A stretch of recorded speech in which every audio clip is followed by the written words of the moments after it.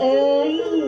แสงสุรีได้เอียงไกลคำหมูกใหญ่นอเต็มสาว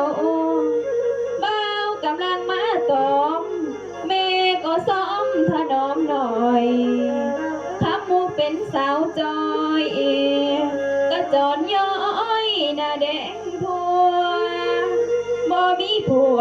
เบ่งก่อนบ่นอนว่างสว่างตาละมือนี่แดดส่องฟ้าอาจังปางขึ้นพอดีเมสิคอยนาลีได้สองทางในตอนเศร้าแล้วว่าสิไปจะเว้ามันดาวเว้าคอยเอาแต่บังนอน้ำอ้อยไปหวานจอยต่อแม่นางไปหวานจอย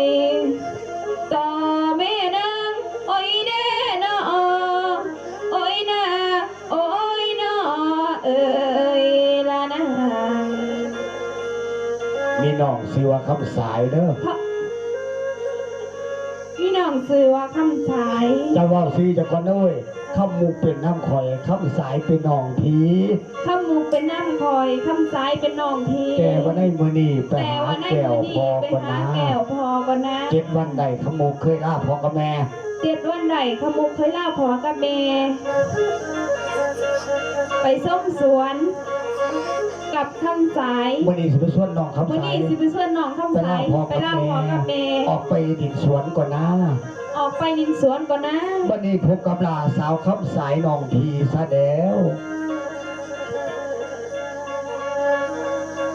เขาก็มี2เอ่ยน้องเลยนะทองแม่เดียวติดตามจากคำสายน้องของคำมุก7 วันที่8 วันที่เคยล่าพ่อกับแม่ออกไปดินหัวดินสวนพบกับน้องคำสายในนักโอกาสนี้คำสายเขาเป็นแสดงสายน้ำตาลหวานอร่อยพี่น้องมันม้วนจากสายน้ำตาลก็คือสาวคำสายหน่อยขับรถแสดงเป็นสาย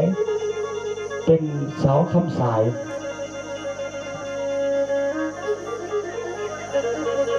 อ